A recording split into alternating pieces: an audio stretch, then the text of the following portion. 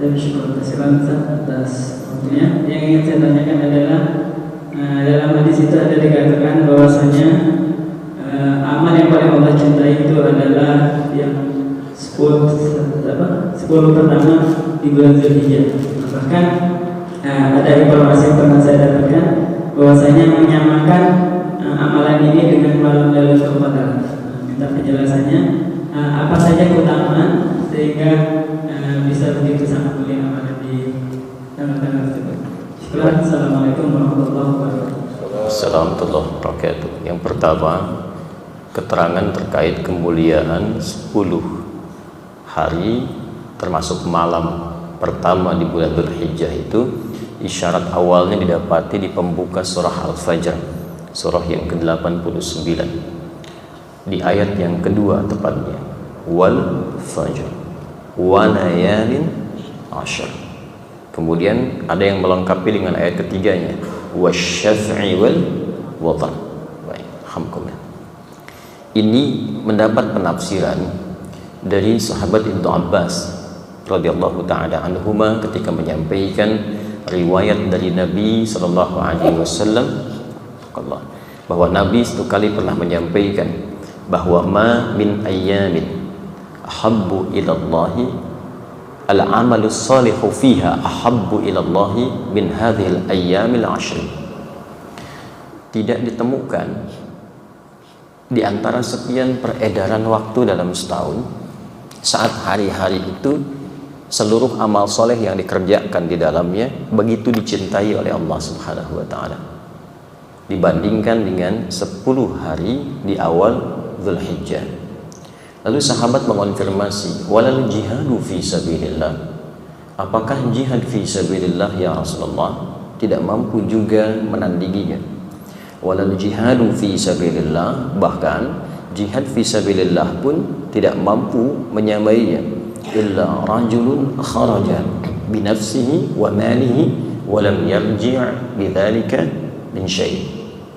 Kecuali jika ada puncak tertinggi jihad yang memang tidak bisa disaingi. Jadi tetap jihad fi sabilillah itu nanti ada nomor satu tertingginya, yaitu orang berjuang dengan jiwa dan hartanya sampai dia wafat. Nah, di situ ada jiwa dan harta, nanti turunannya macam-macam. Kalau tidak ada tuntutan secara militer misalnya ya, dan hakim menetapkan itu, jadi nggak sembarangan keluar begitu saja. Ada runtutannya di fikih jihad itu. Nanti di bawahnya ada jihad bil qalam, dengan pengetahuan. Itu bisa setara antara jihad ya tuntutan militer dengan jihad pengetahuan. Ada ayat khusus di situ dengan turunnya Quran surah 9 At-Taubah di ayat 122. Wa ma kana al-mu'minuna liyanfiru kaffah falawla nafara min kulli firqatin minhum ta'ifah liyatafaqahu fid din wa liyunziru qaumahum idza raja'u ilaihim la'allahum yahdharun. Tidaklah setiap insan beriman itu mesti semua tergerak untuk berjuang secara militer sekalipun ada tuntutannya, tapi mesti dibagi. Mesti ada sebagian di antara mereka yang dipersiapkan menjadi kader-kader terbaik di negerinya, di bangsanya melalui pendalaman pengetahuan. Jadi mesti ada pelajar-pelajar, mahasiswa-mahasiswa yang memang disiapkan untuk membangun negeri. Jadi kalau kita ngikut Quran itu spiritnya akan membantu kita untuk memakmurkan negeri kita. Tidak ada ahli Quran merusak. Ya. Tidak ada ahli Quran misalnya tidak mencintai bangsa, pasti cinta. Bahkan bukan sekedar cinta, tapi kita diminta untuk memakmurkan tempat yang kita pijak. Waliyunziru qaumahum idza raja'u ilaihim. Kalau sudah selesai belajar, selesai kuliah, pakar di bidangnya, pulang kata Quran ke kampungnya. Pulang ke negerinya. Orang Palembang, pulang ke Palembang, bangun Palembang. Ingatkan masyarakatnya, bangun negerinya, la'allahum yahdharun, supaya makmur, semua mendapatkan pencerahan yang serupa. Itu nilainya tinggi. Nah, saat masuk awal Dzulhijjah, itu semua kualitas amal berubah. Semua kualitas amal berubah. Naik status amalnya menjadi dicintai oleh Allah Subhanahu wa ta'ala. Jadi setiap bulan, waktu tertentu, itu ada keutamaannya sendiri. 10 Dzulhijjah ini awal ya 1 sampai dengan 10 nggak bisa juga disamakan dengan Ramadan. Ramadan punya keistimewaannya sendiri, awal Dzulhijjah punya keistimewaannya sendiri. Misal, malam Al-Qadar itu adanya hanya di Ramadan. Tidak bisa ditemukan di malam-malam awal Dzulhijjah. Jadi tidak tepat kalau ada yang mengatakan bahwa di malam-malam Dzulhijjah pun nilainya seperti malam Al-Qadar. Tidak. Ya, berbeda, ada keutamaan sendiri. Karena itu, malam Al-Qadar setahun cuma sekali saja. Tepatnya masuk di malam-malam atau satu malam di antara sekian malam Ramadan. Dalilnya Quran surah 97. Inna anzalnahu fi lailatul qadar. Wa ma adraka ma lailatul qadar. Lailatul qadri khairum min alfi syahr. Kapan itu terjadi? Tafsirnya nanti di Al-Baqarah, di antaranya di ayat 185.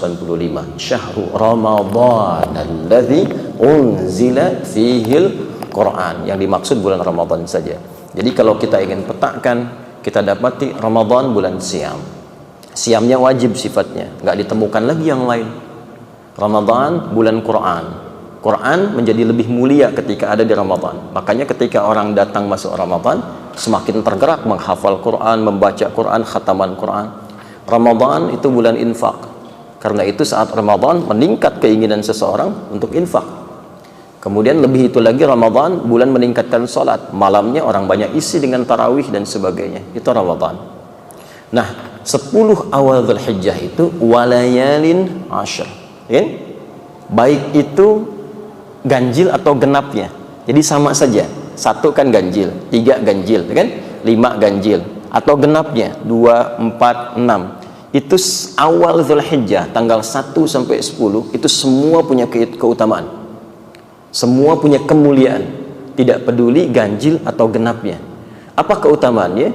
Semua amal yang dikerjakan di awal Dzulhijjah itu statusnya naik menjadi amalan yang sangat dicintai oleh Allah Subhanahu wa taala. Artinya apa? Kalau Anda sholat dan sholatnya ikhlas, maka status itu naik sholatnya bukan sekedar sholat, tapi sholat yang dicintai oleh Allah Subhanahu wa taala. Kalau Anda infak, bukan sekedar infak, tapi status infaknya dicintai oleh Allah Subhanahu wa taala. Kalau Anda baca Al-Qur'an, status bacaan Qur'annya naik tingkat menjadi dicintai oleh Allah Subhanahu wa taala. Kaidah cinta Allah ini begini. Quran surah ke-3 Ali Imran ayat ke-31. Qul in kuntum tuhibbunallaha fattabi'uni. Perhatikan kaidah cinta itu. Yuhibbukumullahu wa yaghfir lakum dzunubakum. Jika Allah sudah mencintai seorang hamba, yuhibbukumullah, maka yang pertama dianugerahkan oleh Allah kepada hamba itu bukan dunia. Awas ya. Jadi kalau ada peningkatan harta, jangan dulu dipahami bahwa Allah cinta, belum tentu. Kalau ada peningkatan kedudukan, belum tentu itu menjadi tanda sayang Allah kepada hamba, belum tentu. Allah itu kalau mencintai seorang hamba, yang pertama diberikan itu adalah pengampunan terhadap seluruh dosa-dosanya. Wa yaghfir lakum dzunubakum. Jadi 10 awal Dzulhijjah itu potensial untuk bisa memohon ampunan Allah Subhanahu wa taala, sehingga siapa yang mampu bisa melewati itu, dosa-dosanya berpeluang digugurkan sekaligus hilang dosanya dan sekaligus datanglah cinta Allah kepadanya.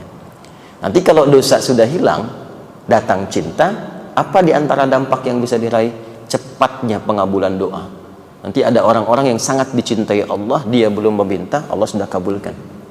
Lisannya belum memohon, hatinya ada harapan, Allah sudah kabulkan. Contoh ketika Allah mencintai, kita ambil di bawah Nabi Muhammad. Kalau Nabi Muhammad itu sudah pasti gitu ya. Beliau belum minta apa-apa, turun satu surah tentang jaminan surganya. Inna a'tainakal kautsar. Nabi Musa itu minta dulu, Rabbi syrahli sadri wa yassirli amri. Nabi Muhammad nggak minta, turun surah alam nashrah laka sadra. Turun lagi wa nuyassiruka lil yusra. Nggak minta, turun. Maryam ibundanya Nabi Isa alaihi salam, kan? Nggak minta, ibadah aja sampai Allah mencintainya. Maka apa yang terjadi? Semua kebutuhannya langsung Allah berikan. Di Ali Imran ayat 37 itu. Fataqabbalaha rabbuha biqabulin hasanin wa ambataha nabatan hasana wa kaffalaha Zakaria. Kullama dakhala 'alaiha Zakaria al-mihraba wajada 'indaha rizqa. Qala ya Maryam anna laki hadha? Qalat huwa min 'indillah.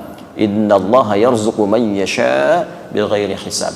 Maka saking cintanya Allah kepada Maryam, diberikan apapun tanpa batasan. Nah, itu jadi nanti saat masuk kita ke awal-awal bulan Dzulhijjah, sunnah yang pertama tingkatkan amalan. Tingkatkan dari sebelumnya. Nah, rumus cepat untuk meningkatkan itu biasanya para ulama mengarahkan kepada puasa. Siam, karena puasa itu satu amalan yang bisa mencakup amalan-amalan yang lainnya. Saat puasa itu salat sunnah pasti meningkat, bacaan Quran meningkat, infak meningkat. Jadi satu-satunya cara paling cepat kalau ingin mengerjakan ibadah yang lain ikut naik itu puasa. Karena itu disunnahkan puasa dari tanggal 1-nya, puncaknya sampai tanggal 9. Nah, untuk meraih maghfirah tadi, ampunan Allah, itu nanti intinya ada pada tanggal 9, seperti yang saya sampaikan tadi malam.